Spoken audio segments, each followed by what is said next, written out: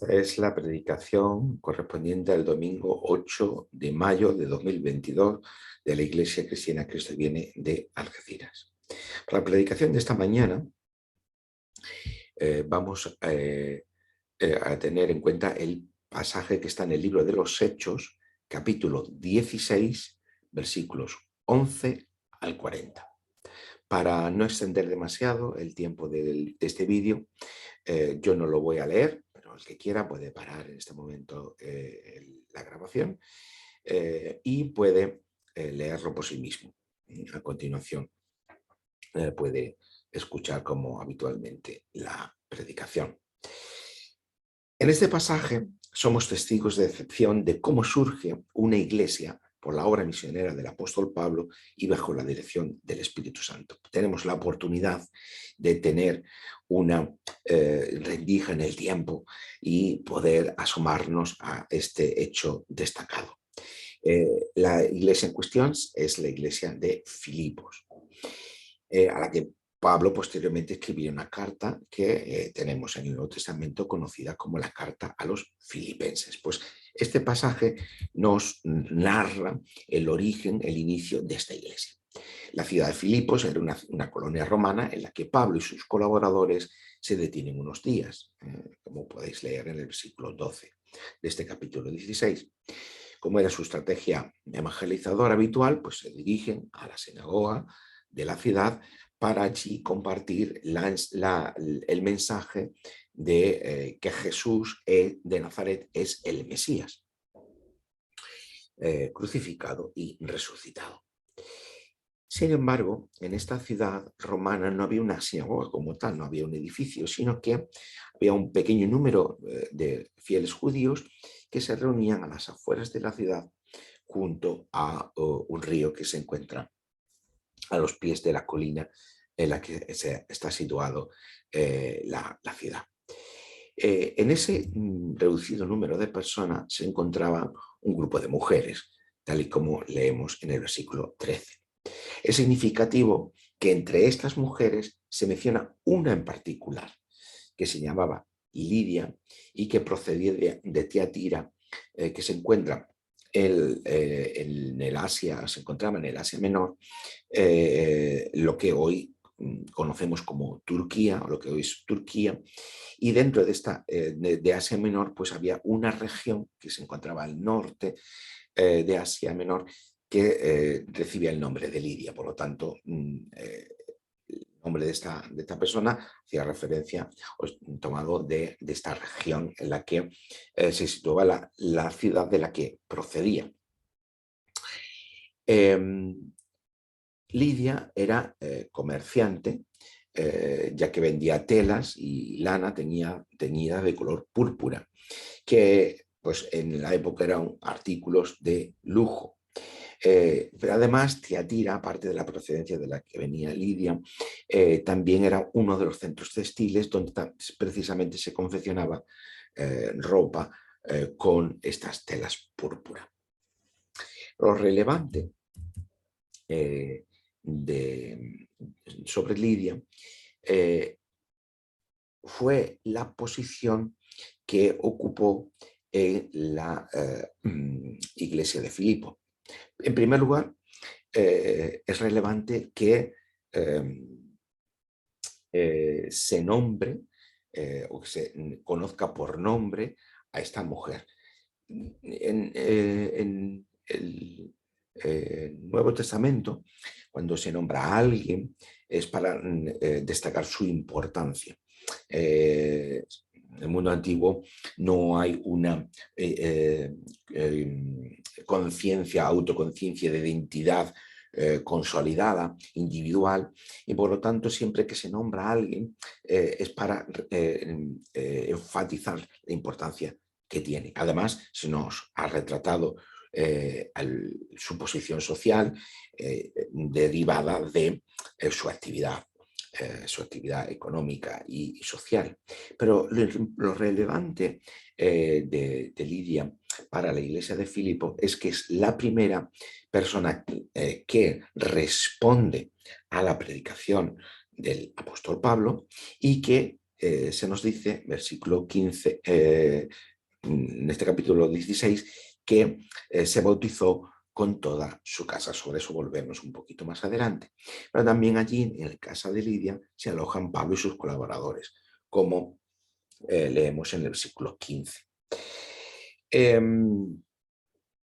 Ya hemos mencionado la importancia que a Lidia se le conozca por su nombre, se destaque su posición social, porque todo eso nos va a indicar la importancia que tiene para la iglesia de Filipos.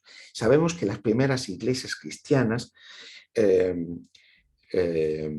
los primeros cristianos eran judíos que se reunían en la sinagoga, pero a posteriori empiezan a tener sus propios espacios de reunión.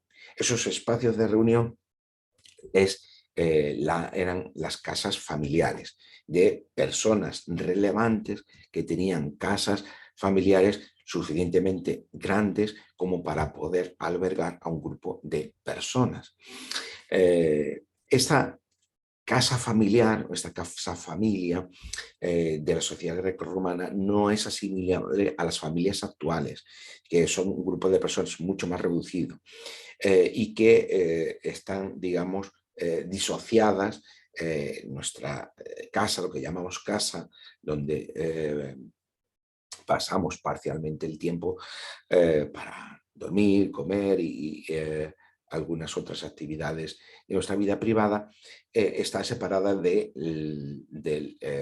nuestro centro de trabajo, nuestra actividad. Aunque ahora con la pandemia muchas veces se han unido. Pero no es así cuando estamos hablando de una familia, una casa familiar en la sociedad grecorromana, sino que estamos hablando de un elemento fundamental de la estructura social de aquella sociedad. Es decir, que está a caballo entre lo que nosotros conocemos como familia y como empresa. Por lo tanto, la casa familiar era una familia extensa que incluía siervos, esclavos, las familias de estos y el espacio en el que vivían y trabajaban. Si era una casa de una persona importante, pues también tenían tierras y por lo tanto estamos hablando de un espacio muy amplio, sobre todo para las clases adineradas, por supuesto. Había, por supuesto, también casas más modestas, por ejemplo, los pequeños artesanos que vivían en una casa que al mismo tiempo tenían una dependencia de taller, ¿no? Pero lo importante de destacar aquí que esas casas tenían una dimensión social, eran una institución social muy importante de la sociedad grecorromana.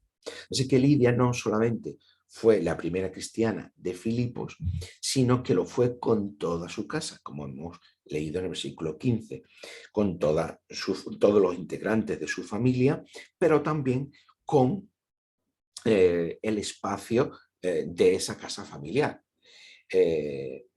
Así que muy probablemente la casa de Lidia sería la que albergaría la iglesia de Filipos. Así que todo esto nos lleva a recordar una vez más el papel de las mujeres y de mujeres de una posición social importante, asociadas por un principio al movimiento de Jesús y después en lo que es la emergencia de la Iglesia, pues también con el surgimiento de determinadas iglesias. Por lo tanto, las mujeres tuvieron un papel muy importante en muchas de estas iglesias cristianas. Si leéis el capítulo siguiente, que es el capítulo 17, la narración que viene a continuación de esta es el origen de la iglesia en Tesalónica. Y ahí también se menciona, aunque digamos la casa familiar que da origen es la de Jasón, ahí sí se menciona también que hay un grupo de mujeres nobles, es decir, de una posición social muy importante, que también pertenecen a esta iglesia de Tesalónica. Las casas familiares estaban gobernadas por el padre de familia. Pero sin embargo, aquí no se menciona al padre de familia, que sería el esposo de Lidia. Quizás pudiera ser viuda, pero por eso mismo es significativo que Lidia es la que ocupa esa posición. Y por lo tanto, se menciona esta frase que en el Nuevo Testamento es arquetípica: fulanito de tal se creyó y se bautizó él con toda su casa. En este caso, eso en muchas ocasiones corresponde a hombres, pero en este caso es la posición de una mujer. Por lo tanto, nos lleva a pensar que precisamente, dada su posición social, sus posibilidades económicas, las posibilidades de habitación de su casa, fuera la dirigente originalmente de la iglesia de Filipos. De hecho, cuando Pablo y Silas son liberados finalmente de la cárcel, en este episodio tenemos, en esta narración tenemos un episodio en el que circunstancialmente Pablo y Silas son puestos en la cárcel. No me extendo sobre este punto, pero lo significativo que quiero destacar ahora es que cuando salen de la cárcel, cuando son finalmente liberados, donde se dirigen antes de ponerse en marcha para proseguir su camino, es a la casa de Lidia. Y el texto nos dice literalmente, el versículo 40, dice: habiendo visto a los hermanos, los consolaron y se fueron.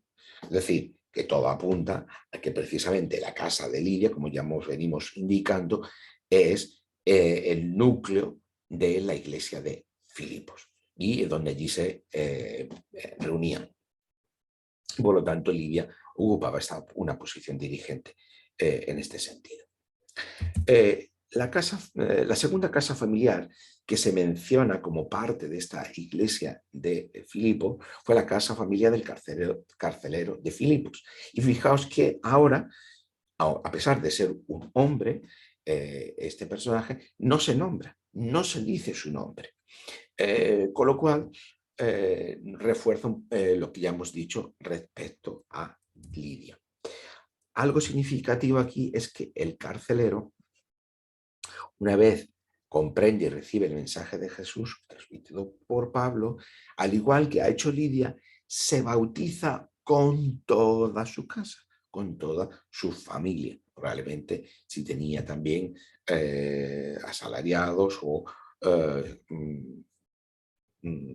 gente a su servicio, pues también estarían bautizándose. Y esto es también significativo de cuál era la práctica de la iglesia emergente, la iglesia primitiva. Bueno, no me gusta primitiva, la iglesia naciente. Este sería el término más correcto.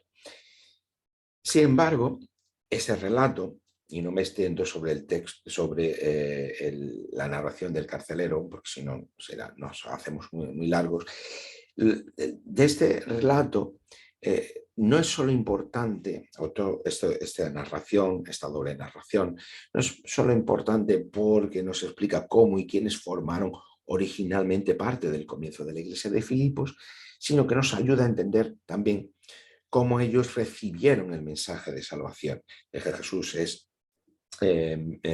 Señor y Mesías. En este sentido, la pregunta del carcelero que hace a Pablo y Silas es paradigmática. En el versículo 30 dice: señores, ¿qué debo hacer para ser salvo? ¿En cuántas predicaciones no habremos escuchado esta pregunta, ¿no? Habremos formulado esta pregunta, habremos dirigido esta pregunta o habremos escuchado esta pregunta, ¿no? Para la presentación del Evangelio. ¿Qué debo hacer para ser salvo? La respuesta de Pablo y Silas nos parece muy natural y muy evidente. Cree en el Señor Jesucristo y serás salvo tú y tu casa. Ahora bien, esto que nos parece muy lógico y muy natural, como digo, hay que estudiar un poco el contexto y estudiar las claves culturales que encontramos en el texto para comprender ¿Qué entendió, qué entendía o qué podría haber entendido el carcelero acerca de esta declaración tan rotunda que Pablo le dice: cree en el Señor Jesucristo y serás salvo tú y tu casa? Y es importante porque nosotros comprendemos la conversión de unas claves muy concretas que forman parte de nuestra cultura moderna y a veces difiere de los aspectos que tenemos en la escritura. Y es importante hacer la comparativa para poder retener aquellos aspectos que son significativos, y ser críticos con aquellos otros que de nuestra propia cultura difieren con lo que encontramos, los patrones que encontramos en la Biblia. ¿En qué tipo de salvación estaba pensando el carcelero cuando dirige esta pregunta a Pablo y Silas? ¿Estaría pensando en el destino de su alma cuando muriese? ¿Se estaría refiriendo qué debo hacer para ser salvo? Él, cuando está formulando esta pregunta, estaría pensando, estaría angustiado por el destino de su alma después de la muerte. Se estaba refiriendo a una, a veces llamamos conciencia de pecado, una angustia en ese sentido, un sentimiento de culpa para formular esta pregunta. Y si atendemos al contexto, debemos responder negativamente, debemos responder que no a estas preguntas. Y quizá esto nos llame mucho la atención, porque esas son las principales ideas que tenemos los evangélicos cuando pensamos qué hay detrás de esa pregunta, ¿no? ¿Qué debo hacer para ser salvo? Pero si analizamos un poco el texto y nos vamos un poquito antes de la pregunta, la narración nos dice, bueno, hubo un terremoto, las puertas se abren, los cepos, las cadenas se caen de los presos, y la narración nos dice que, versículo 27, el carcelero se despertó y al ver abiertas las puertas de la cárcel, sacó la espada y se iba a matar, pensando que los presos habían huido. El carcelero obviamente era responsable de los presos que estaban a su cargo.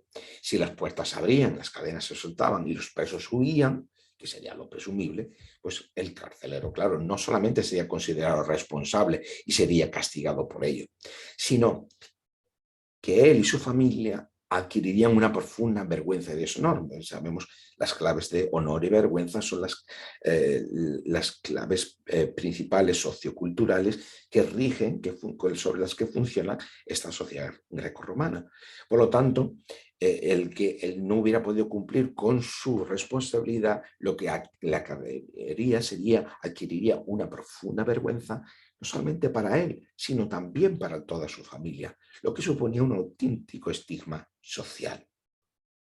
Y ante semejante situación de vergüenza social, pues un buen romano o alguien dentro de esta, muy apegado a esta cultura greco-romana, pues solo le quedaba una salida honrosa que le aseguraría a su familia no adquirir esa condición de deshonor o de vergüenza, que era la salida del suicidio.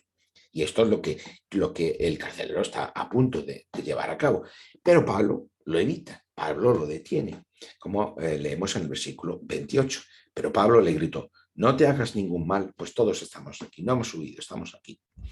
Y es en este contexto, en este momento, cuando el carcelero le formula la pregunta: ¿qué debo hacer para ser salvo?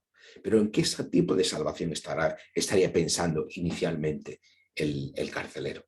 Pues la salvación en la que el carcelero estaba pensando era una salvación del aquí y del ahora, una salvación que podríamos llamar situacional, que también coincide con nuestra propia cultura, porque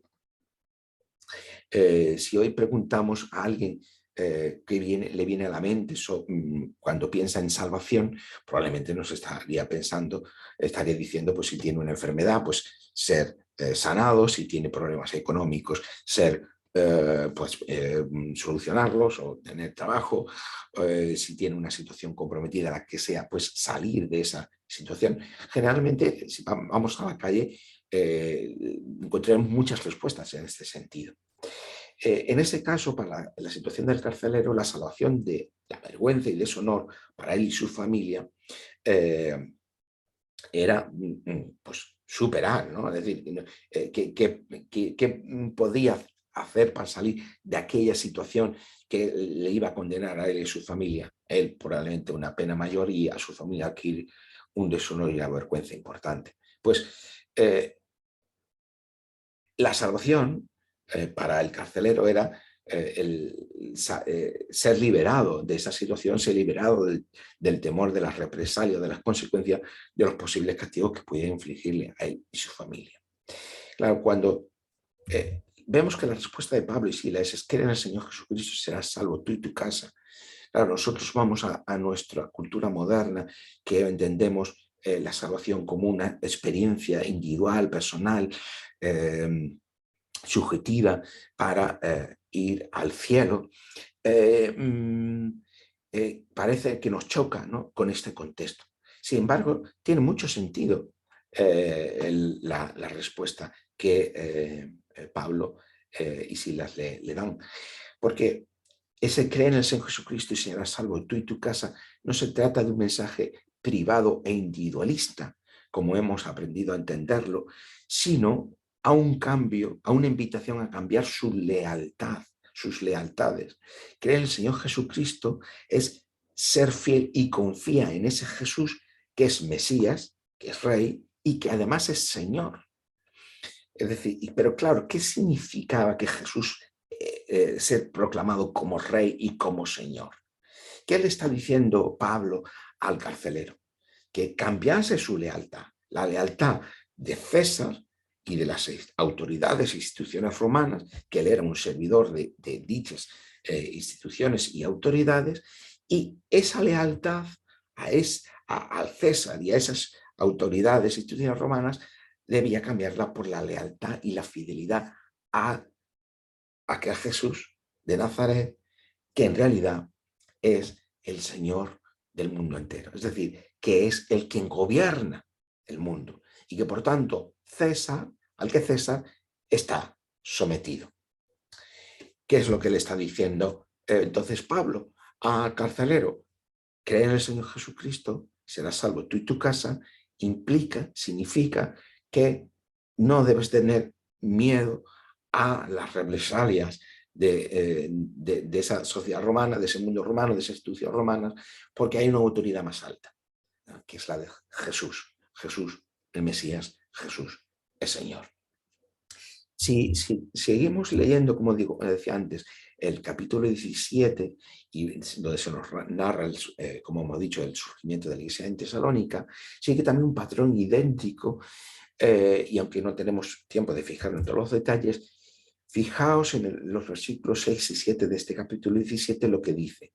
Allí Pablo y Silas son acusados de la siguiente manera. Dice: estos que trastornan el mundo entero también han venido acá. Todos ellos contravienen los decretos de César, diciendo que hay otro rey, que es Jesús.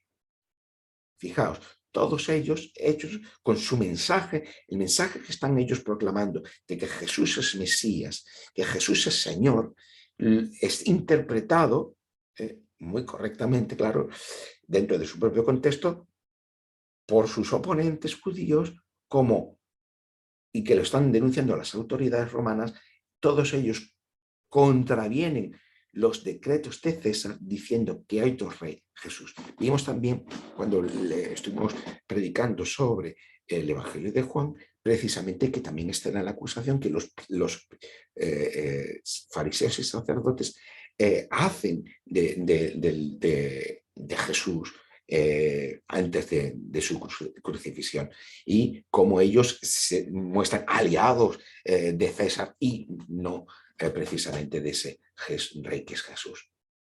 Entonces, quizás esto nos desconcierta un poco.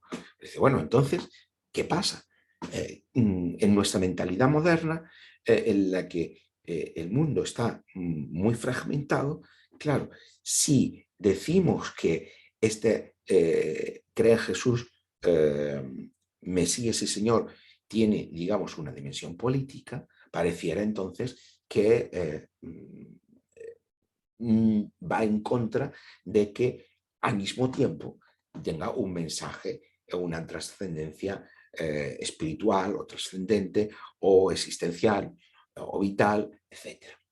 Significa entonces que debemos cambiar nuestra comprensión de la salvación desde un mensaje individual, privado, que es como normalmente lo entendemos en el mundo evangélico, de algo que me ocurre a mí y para mí, por un mensaje político, ya que no gobierna César, sino quien gobierna realmente es Jesús, o César gobierna de una forma supeditada a ese señor que es Jesús. La respuesta corta es no. No debemos hacer simplemente una sustitución de un mensaje espiritual, entre comillas, individual y privado por uno político, si lo entendemos en términos excluyentes, una cosa o la otra. La respuesta más larga, que es un poco a continuación, es sí, sí debemos comprender que la salvación de la que nos habla siempre la Biblia es una salvación, llamaríamos integral, es una salvación que afecta a todas las dimensiones de la realidad humana y de toda la creación. No hay ningún aspecto de esto que llamamos realidad, sea social, política, económica, que no esté bajo el señorío de Cristo. Eso es lo que nos enseña la Escritura. No hay ninguna realidad de lo que llamamos la Biblia creación y lo que nuestra sociedad secular llama naturaleza, que también no esté bajo el señorío de Cristo. Y esto es una cosa muy importante que tenemos que entender. Porque cuando pensamos que la salvación es algo solamente individual y privado, estamos siendo fieles a nuestra cultura moderna, pero no a la definición del mundo que está haciendo la Biblia. Vamos a intentar explicarlo un poquito más. Creer en Jesús, y esto quiero dejarlo muy claro, tiene una dimensión indudablemente personal. Cuando decimos que la salvación no debe entenderse solo en un sentido individualista y privado, muchas personas que me escuchan estarán entendiendo que no hay que entenderlo en una dimensión personal, porque para nosotros lo personal, lo individual y lo privado son todo uno. Sin embargo, lo personal en la Biblia no tiene que ver con lo individual o más concretamente con lo individualista. Habría que hacer una distinción entre la individuación y el individualismo, pero no tenemos tiempo de esto. Pero lo que quiero destacar es que creer en Jesús sí tiene una dimensión personal. Si leemos completo la narración del carcelero, veremos cómo se nos explica que después de esa declaración, que esa invitación, más que declaración, esa invitación que Pablo le hace al carcelero, cree en Jesús y serás salvo tú y toda tu casa, después tiene un periodo de instrucción y de enseñanza de lo que eso implicaba. Dentro de eso, la dimensión personal es importante. ¿Por qué? Porque no debemos olvidar todo el recorrido que llevamos hecho desde el comienzo de la Biblia, y para eso lo hacemos, para tener una visión lo más completa posible, en el que la presencia de Dios, que originalmente estaba relacionada con el templo, ahora está presente a través del Espíritu Santo en aquellos que creen en Jesús, que es la palabra encarnada de Dios y que por lo tanto ha hecho presente y hace presente o nos trae la presencia de Dios en el mundo. Creer en Jesús supone en este sentido una dimensión indudablemente personal, porque Dios se ha hecho presente nuevamente a través de una persona, que es Jesús de Nazaret. Y nosotros nos relacionamos con Dios Padre por medio de esta persona, que es Jesús de Nazaret. Y por tanto, el creer en Jesús sí tiene una dimensión indudablemente personal. Ahora bien, creer en Jesús también es creer que es Mesías y Señor. Y estos son títulos que tienen que ver con su dimensión, diríamos, en relación con Dios Padre, su dimensión divina, pero sobre todo la declaración de Señor, que tiene que ver con la asignación, cómo el Antiguo Testamento se dirige a Dios y sobre todo el Antiguo Testamento en griego, pero al mismo tiempo son categorías políticas. Que cuando se está confesando a Jesús como Mesías Señor, lo que estamos diciendo es que este Jesús gobierna sobre el mundo entero y que todos los poderes humanos están supeditados a él. Ya tenemos un principio de teoría política o teología política en la que todas las instituciones humanas, todas las instituciones políticas, también todas las instituciones sociales y económicas deben estar bajo el señorío de Cristo y por lo tanto tienen una limitación evidente. Lo dejamos esto para desarrollarlo en otro momento. Así que Jesús, Mesías Señor, tiene esa dimensión política. También tiene una dimensión, diríamos, espiritual, en la que esa declaración está contra los poderes suprahumanos, no ya humanos, sino suprahumanos, por encima de los seres humanos, como son el mal, la muerte y el pecado, que han sido vencidos en la cruz y en la resurrección. Y esto también está incluido en esa declaración de Jesús, Mesías y Señor. Por eso a este Jesús, Rey y Señor, confesamos como el crucificado y el resucitado. También Pablo lo hace en este sentido en el capítulo 17, versículo 3, en la predicación en Tesalónica. Todo esto está relacionado con esta declaración de cree que en el Señor Jesucristo y serás salvo tú y tu casa. Pero además, creer en Jesús no es algo que me soluciona a mí la relación con Dios en una relación bilateral, individual y privada, de forma individualista y privada, sino que tiene una dimensión también comunitaria, porque me une esa declaración, me une y me hace partícipe del pueblo de Dios, de la comunidad que confiesa a Jesús como Rey y como Señor. Fijaos que la conversión tanto de Lidia como del carcelero, y lo hemos mencionado antes, no se entiende de una manera individualista, sino que se menciona a toda su casa. Tiene siempre esa dimensión comunitaria, va de la mano de toda esa casa familia.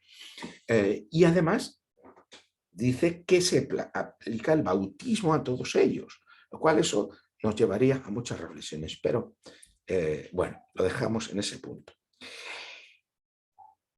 En nuestra cultura moderna hemos hecho de la conversión una experiencia individualista privada, como ya hemos dicho, es decir, algo que solo tiene que ver con una esfera espiritual, entre comillas, que se opone a las realidades sociales, mundanas y políticas, económicas y sociales, ¿no? Cuando hablamos de mundano, pues decíamos la relación al mundo, no en un sentido necesariamente negativo.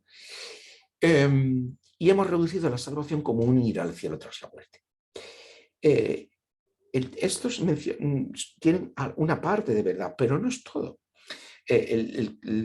Lo que la Biblia nos transmite es una dimensión, un cuadro mucho más amplio, mucho más rico, mucho más profundo. Por eso vamos a hacer distinción en somos salvos por y somos salvos de, para aclarar a qué nos referimos con salvación. Somos salvos por gracia, por amor, por la misericordia de Dios, por medio de creer en Jesús como Señor y Mesías. Una fe que, como ya hemos dicho, es personal, es política y es espiritual. Las tres cosas, las tres dimensiones al mismo tiempo. Al mismo tiempo.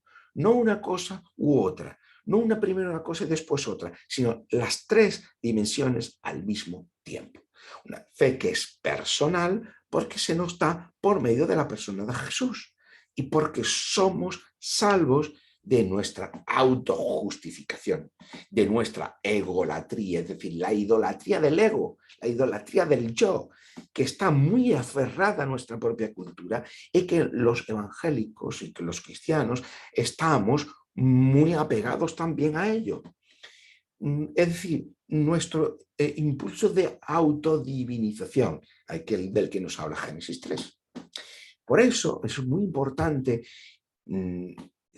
ser consciente de que creer en Jesús como Señor y Salvador, implica que somos incorporados al pueblo de Dios y que no todo tiene que ver, ni todo se resuelve en una relación individual con Dios. Además, somos salvos por gracia, por creer en Jesús, y esa fe tiene una dimensión que es política, porque somos salvos de también los poderes y las instituciones humanas y de las consecuencias de que están atravesadas por el mal y el pecado.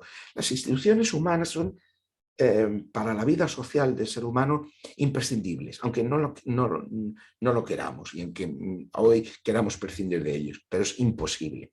Pero al mismo tiempo, esas instituciones humanas están atravesadas muchas veces por el mal y por el pecado, lo que deriva en injusticias, desigualdades, opresiones, sufrimientos, etc. Somos salvos, por tanto, de estos poderes humanos y de las consecuencias del mal que están presentes en esas instituciones humanas. Por eso es importante recordar que no tenemos otra lealtad política más alta, ya sea democracia, Estado, nación, la ideología del mercado, cualesquiera que sean las instituciones que rigen nuestra sociedad, por encima del Jesús resucitado. Y eso es algo que en nuestra práctica política y nuestra visión sobre la política nunca deberíamos olvidar. Todas las instituciones humanas deben estar limitadas bajo el señorío de Jesús resucitado. Y de aquí podríamos decir muchas cosas, pero lo dejamos para otro día. Y además, esta dimensión, esta fe que es personal, que es política, también es espiritual, porque también somos salvos de los poderes suprahumanos, como ya hemos mencionado antes, que son los poderes que están por encima o más allá del ser humano, que tienen relación con el ser humano, que afectan al ser humano, pero no dependen exclusivamente, ni están originados por el ser humano, que es el mal, el pecado y la muerte, que están presentes en el mundo, pero que han sido derrotados en la cruz y en la resurrección. Por eso mismo, porque han sido derrotados nuestros pecados, estos sí, los que derivan de nuestra propia acción individual, han sido perdonados y podemos esperar una vida eterna de plenitud bajo el reinado de Dios en unos nuevos cielos y una nueva tierra. Por lo tanto, esta triple dimensión, que en realidad es una única dimensión desde el punto de vista de la cultura de la Biblia, la salvación es por gracia, por creer, por medio de creer en Jesús como Señor y Mesías, pero una fe que tiene una triple dimensión, personal, política y espiritual. Y con todo ello, ahora estamos en condiciones de entender la pregunta que hacía el carcelero. ¿Qué debo hacer para ser salvo? Y la respuesta de Pablo: cree en el Señor Jesús y serás salvo tú y tu casa. Ahora podemos entender en su justa dimensión lo que Pablo transmitió al carcelero, lo que transmitió a Lidia, a toda su casa, de uno y de otro, y lo que fue el germen de aquella iglesia en Filipos. Pues ahora nos toca a nosotros también responder a esta pregunta: ¿qué debo hacer para ser salvo? Nuestra respuesta es: cree en el Señor Jesús y serás salvo tú y tu casa. No olvidemos la dimensión, la profundidad de lo que esto implica, de lo que esto significa. Y que así sea. Amén.